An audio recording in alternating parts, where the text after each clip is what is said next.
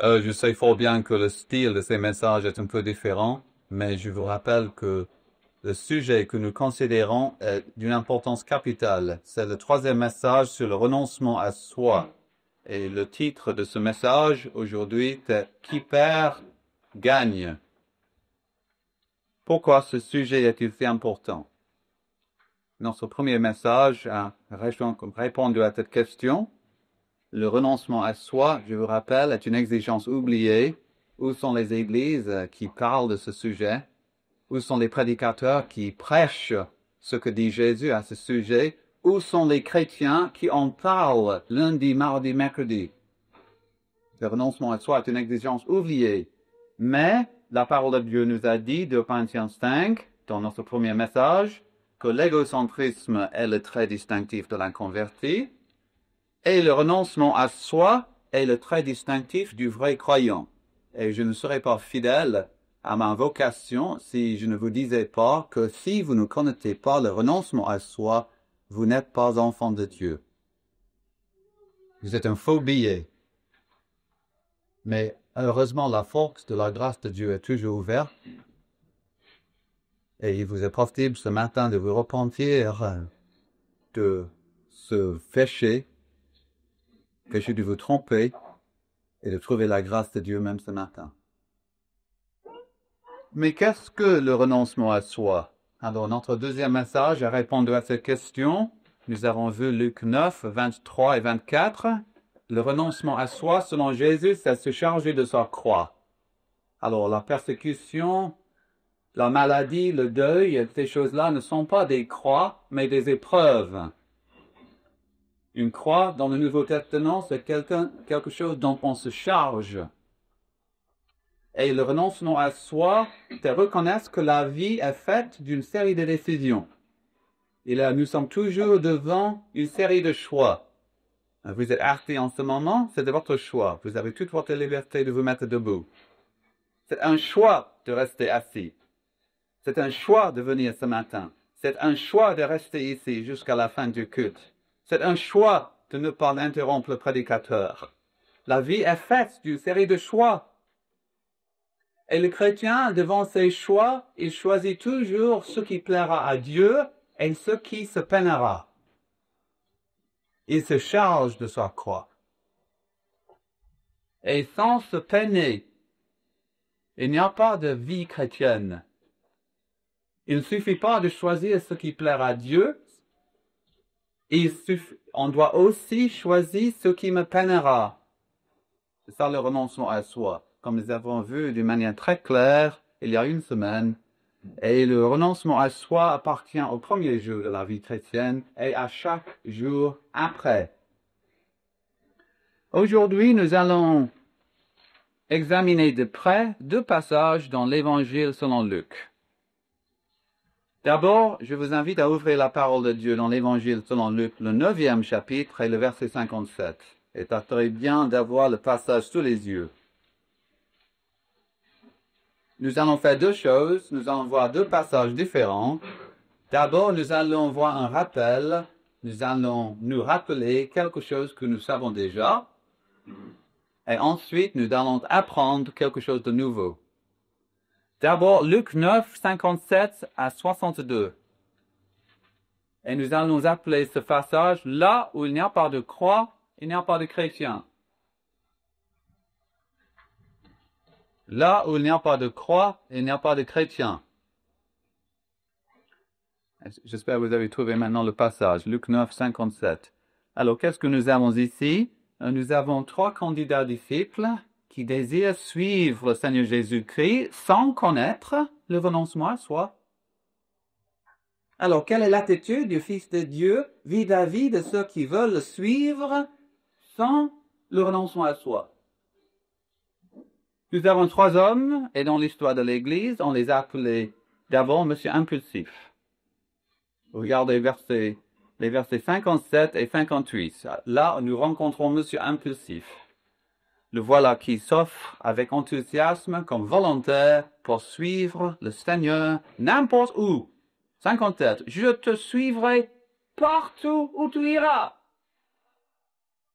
Aucun prix ne sera trop élevé. Aucune croix ne sera trop lourde. Aucun sentier ne sera trop rocailleux. Et la réponse du Seigneur au verset 58 semble, au premier abord, n'avoir aucun rapport avec la proposition spontanée de cet homme. Mais comme nous allons voir tout de suite, cette réplique est tout à fait à propos. Jésus lui répondit, les renards ont des tanières et les oiseaux du ciel ont des nids, mais le Fils de l'homme n'a pas où reposer sa tête. Qui veut dire en clair, tu prétends être disposé à me suivre n'importe où? Mais es-tu prêt à te passer pour cela du confort matériel de l'existence? Les renards sont mieux logés en ce monde que je ne le suis moi-même. Les oiseaux ont au moins un nid qu'ils peuvent appeler leur. Mais moi, dit le Fils de Dieu, je suis un vagabond errant dans ce monde que mes mains ont fait. Es-tu prêt, toi, à renoncer à la douceur d'un foyer pour me suivre? Es-tu prêt à faire abandon des commodités légitimes pour me servir avec dévouement? Et l'homme n'y est pas disposé. Et nous n'entendons plus parler de lui dans toutes les Écritures. Pourquoi? Parce que son amour pour les agréments de la terre est plus grand que sa consécration à Christ. Là où il n'y a pas de croix, il n'y a pas de chrétien. Au verset 59 et 60, nous rencontrons Monsieur Temporisateur. 59 et 60. Alors, cet homme ne s'est pas porté volontaire comme le premier. C'est plutôt le Seigneur qui l'a appelé à le suivre. 59. Il dit à un autre, « Suis-moi ». Et sa réponse, comme vous constatez tout de suite, n'est pas d'un refus catégorique. Il est loin de ne porter aucun intérêt au Seigneur, mais il y a quelque chose qu'il veut terminer d'abord. Et c'est en cela qu'il pêche. Qui est cet homme? C'est un homme qui place ses propres affaires avant celles du Seigneur Jésus-Christ. Écoutons sa réponse. « Permets-moi d'aller d'abord ensevelir mon Père. » Alors, j'espère que vous n'allez pas comprendre de travers ce que je dis ce matin. Il est parfaitement légitime pour un enfant de montrer du respect envers ses parents. Et même, bien sûr, exiger. Et lorsqu'un père meurt, il est bien évident que la foi chrétienne lui recommande de lui faire des funérailles décentes. Ce qui va de soi. Messieurs, mesdames, quand même, les convenances légitimes de la vie deviennent un péché lorsqu'elles en arrivent à prendre le pas sur les intérêts du Seigneur Jésus-Christ. Et nous avons là la leçon. Et je répète, les convenances légitimes de la vie deviennent un péché lorsqu'elles en arrivent à prendre le pas sur les intérêts du Seigneur Jésus-Christ. Et le vrai mobile qui régit la vie de cet homme est mis à jour par les termes mêmes de sa requête. Moi, d'abord. Verset 59. Et cet homme n'a pas compris que les mots « moi, d'abord » sont une absurdité dans le contexte. Si c'est le moi qui occupe le trône, il est clair que je ne suis pas en train de suivre le Seigneur Jésus-Christ. Alors Jésus, verset 60, que dit-il à cet homme? Laisse les morts ensevelir leurs morts, et toi, va annoncer le royaume de Dieu. Qui veut dire, il y a des choses que ceux qui sont morts spirituellement peuvent aussi bien faire que les croyants. Mais il y a des choses dans la vie que seuls les croyants peuvent faire. Prends garde de ne pas passer ta vie à faire ce qu'un inconverti pourrait faire à ta place tout aussi bien que toi. Laisse le mort spirituel ensevelir le mort physique. Mais toi, que l'idéal de ta vie soit de faire avancer ma cause sur la terre. Et nous voyons que le prix à payer est trop excessif pour Monsieur Temporisateur. Il disparaît de la scène et le silence se fait sur son destin. Pourquoi? Parce que le Seigneur Jésus-Christ exige que le royaume de Dieu et sa justice soient placés en premier lieu coûte que coûte. Là où il n'y a pas de croix, il n'y a pas de chrétien. Maintenant les versets 61 et 62. Ici nous faisons connaissance avec Monsieur Sentimental. Il se trouve dans toutes nos assemblées. Est-ce que vous êtes Monsieur Sentimental? Il ressemble au premier homme dans ce sens qu'il se porte volontaire pour suivre le Seigneur. Verset 61. Un autre dit, « Je te suivrai, Seigneur. » Il ressemble au deuxième homme par l'usage qu'il fait des paroles « moi d'abord ». Mais permets-moi d'aller d'abord prendre congé de ceux de ma maison. Et en soi, bien sûr, il n'y a rien de déplacé dans cette requête.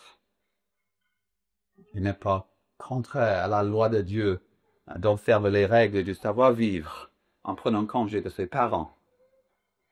Alors, en quoi cet homme-ci est-il répréhensible? C'est ça notre question, le verset 60.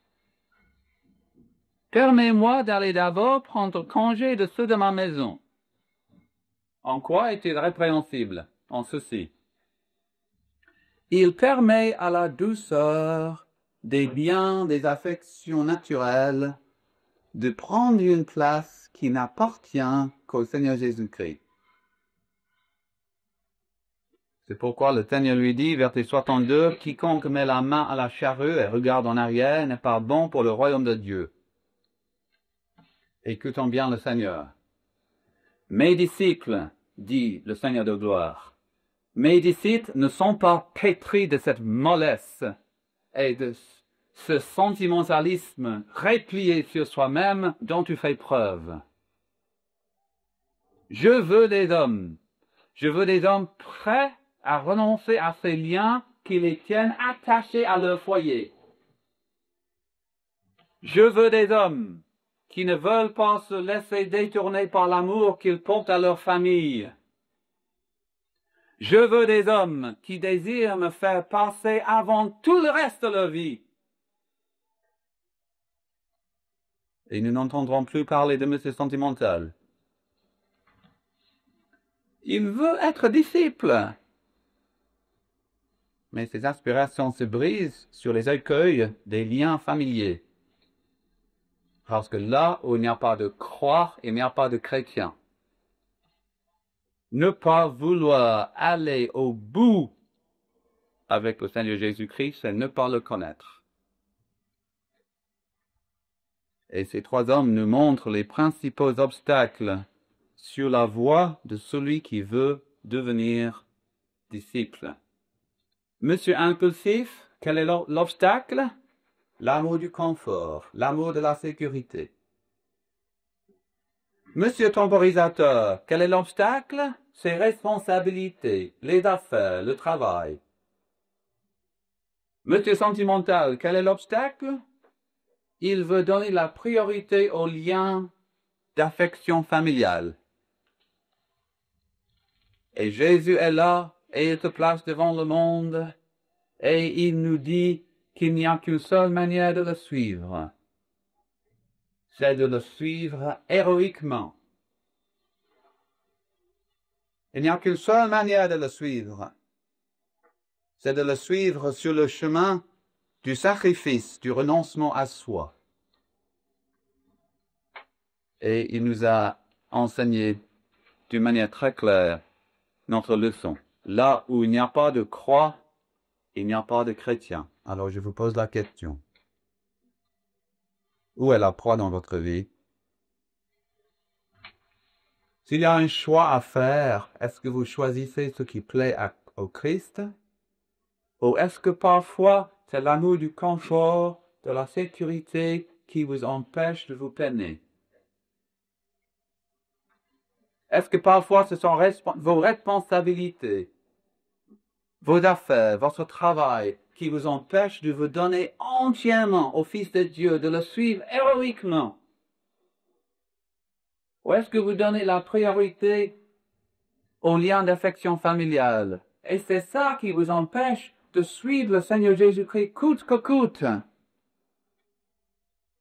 Là où il n'y a pas de croix, il n'y a pas de chrétien. Il est grand temps de renoncer à cette erreur. Faites-le de vous dire, je suis un pauvre chrétien, je suis un chrétien de deuxième classe, je ne suis pas dans la même ligue que les autres. Et croyez ce que dit le Seigneur ici. Ne pas le suivre héroïquement, c'est ne pas le suivre.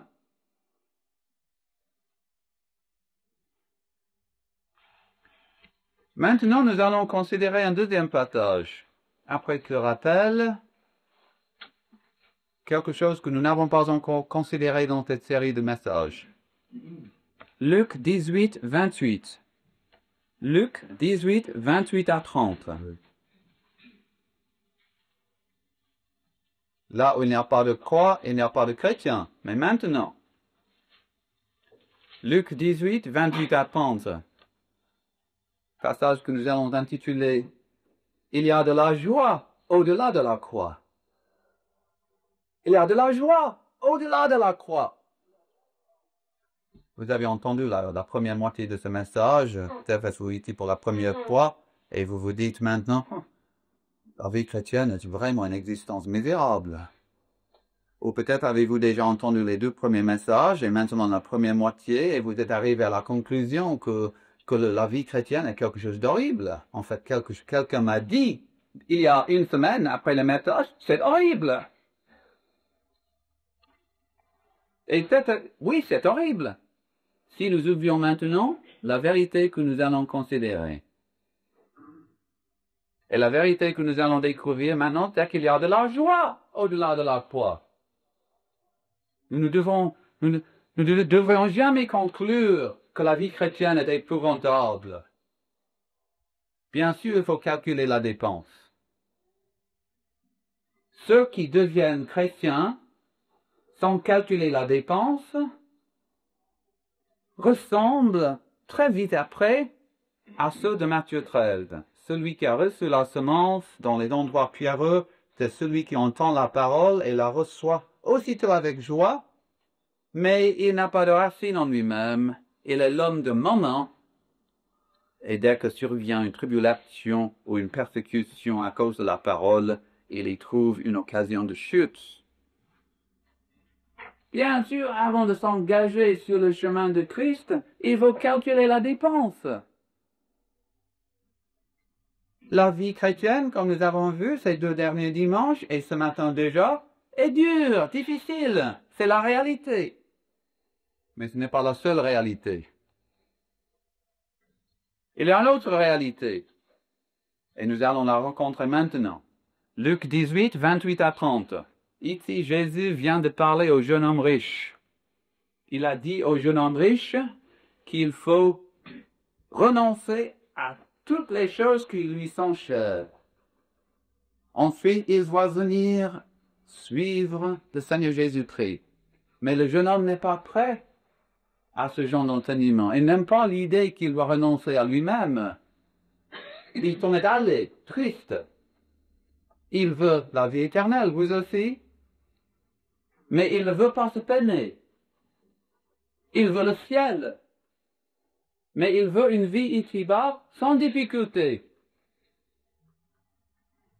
Alors il s'en va. Et Jésus aime ce jeune homme. Et il est déçu. Et pour encourager son Seigneur, son Maître déçu, c'est Pierre qui prend la parole. Verset 28, Luc 18, 28. Pierre dit, « Voici, nous avons quitté ce qui nous appartenait et nous t'avons suivi. » Seigneur, ce n'est pas tout le monde qui repousse la croix. Regarde-nous. Nous avons quitté ce qui nous appartenait et nous t'avons suivi. Et Pierre, j'aime beaucoup Pierre, une fois, et vous aussi. Il veut encourager son Seigneur. Il voit la déception de son maître. Mais Jésus se sert de l'occasion pour encourager Pierre et tous les autres disciples, et nous aussi. Et Jésus leur répondit, en vérité, je vous le dis, il n'est personne qui, ayant quitté à cause du royaume de Dieu, maison, femme, frère, parents ou enfants, ne reçoit beaucoup plus dans ce temps-ci et dans le siècle à venir la vie éternelle. Et voilà la promesse divine. Le renoncement à soi acquiert sur le chrétien 10 000 bénédictions. Vous trouvez la croix lourde? La croix est lourde, mais la croix est légère quand nous la mettons à côté de toutes les bénédictions que Dieu nous donne. C'est pour cela que Paul nous dit ailleurs, n'est-ce pas, qu'un moment de légère affliction produit pour nous, au-delà de toute mesure, un poids éternel de gloire. Et c'est pour cela que Paul dit ailleurs, j'estime qu'il n'y a pas de commune mesure entre les souffrances du temps présent et la gloire à venir qui sera révélée pour nous.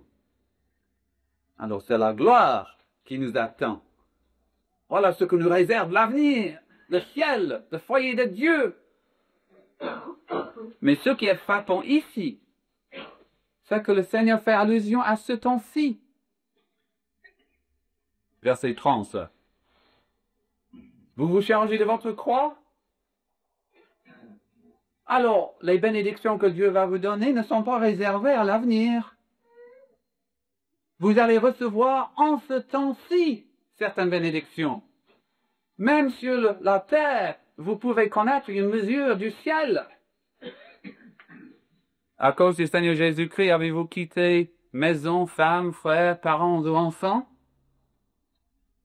Alors, selon la promesse divine, vous recevrez beaucoup plus dans ce temps-ci. Ceux qui suivent le Seigneur Jésus-Christ en renonçant à leur propre intérêt, ils ne sont jamais perdants. C'est ça la promesse divine, c'est ça que dit la parole de Dieu ici. Le renoncement à soi est quelque chose de très douloureux. Mais la fraternité de la croix est quelque chose d'extrêmement béni. Alors, c'est Pierre qui parle ici. Pensons un peu à Pierre. Pierre suit le Seigneur Jésus-Christ. C'est le renoncement à soi parce qu'il doit dire au revoir à son village natal et à sa vie tranquille.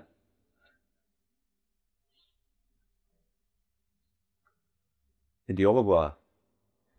Il n'y retournera jamais à cette vie tranquille, calme. Mais il va connaître le beaucoup plus du verset 30. Parce qu'il va entrer dans quelque chose de supérieur. Je vous laisse la paix. Je vous donne ma paix. Moi, je ne vous donne pas comme le monde donne. Que votre cœur ne se trouble pas et ne s'alarme pas. Voilà le beaucoup plus. Et Pierre poursuit le Seigneur Jésus-Christ. Il a dit au revoir à sa famille, ses connaissances, ses amis. Et vous êtes plusieurs qui, en devenant chrétiens, vous avez perdu l'affection de votre famille. Alors, où est le beaucoup plus? Ceux qui ont dû se sacrifier en devenant chrétiens sont les gens les plus aimés de l'Église. C'est toujours comme ça. Et il y a dans notre Église certains hommes un peu plus âgés que moi qui sont de véritables pères dans la foi. Il y a des dames parmi nous qui mènent une vie exemplaire. Nous prenons l'exemple sur elles. Elles sont de véritables mères dans la foi. Et vous entrez dans la famille de Dieu et vous êtes entouré non seulement d'amis, de nouveaux amis, mais de frères et de sœurs. Et voilà les bénédictions qui attendent celui qui charge de sa croix, qui doit souvent perdre l'affection de sa famille. Et les liens que nous avons les uns avec les autres sont même plus forts que les liens que nous donne le sang et notre patrimoine génétique. Et nous avons là le beaucoup plus dont parle le Seigneur Jésus-Christ. Et l'on a d'autres qui doivent poursuivre le Seigneur Jésus-Christ fidèlement, ils doivent s'imposer certaines restrictions financières. Ils doivent se sacrifier parfois sur le plan financier. Alors, verset 30, ils recevront beaucoup plus. Alors, quelle est la promesse? Est-ce que ça veut dire que si je m'impose certaines restrictions financières, je vais avoir un compte en banque qui est extrêmement sain? Il y a des gens qui parlent comme ça aujourd'hui, c'est la théologie de la prospérité. Je ne peux pas vous promettre que si vous renoncez à certains intérêts financiers, que vous serez extrêmement riche sur le plan financier. Mais je peux vous promettre que la promesse se réalisera dans votre vie. Parfois, bien sûr, les gens prospèrent à cause de leur fidélité à l'Évangile.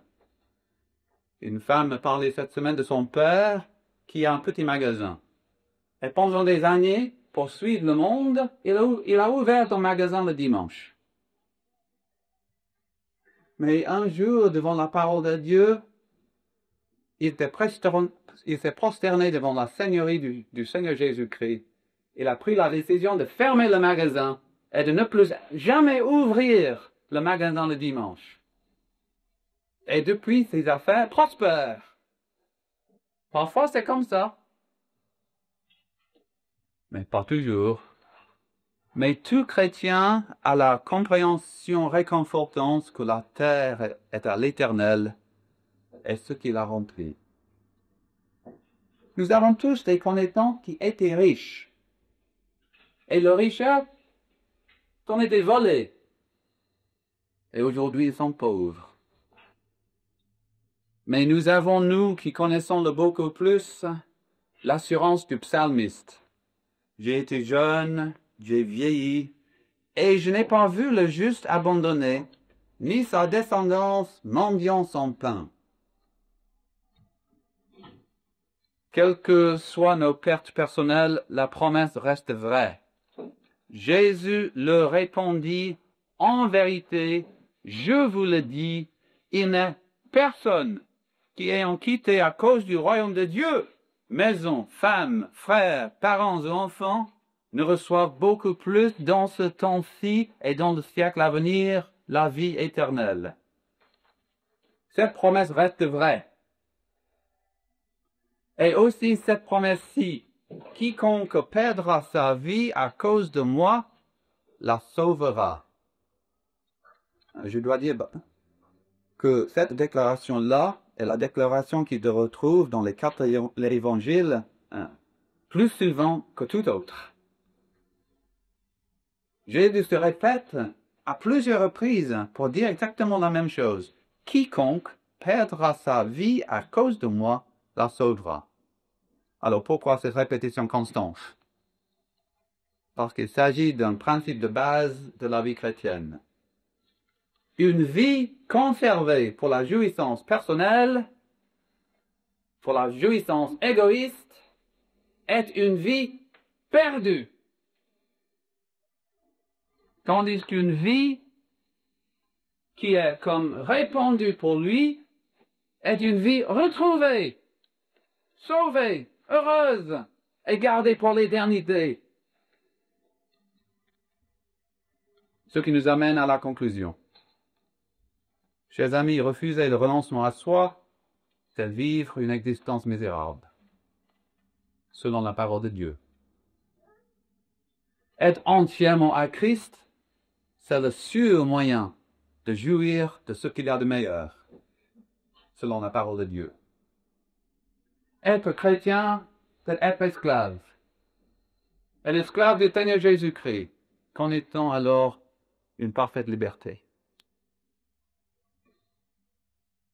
Un seul chrétien peut être inconnu, Et pourtant, il est bien connu.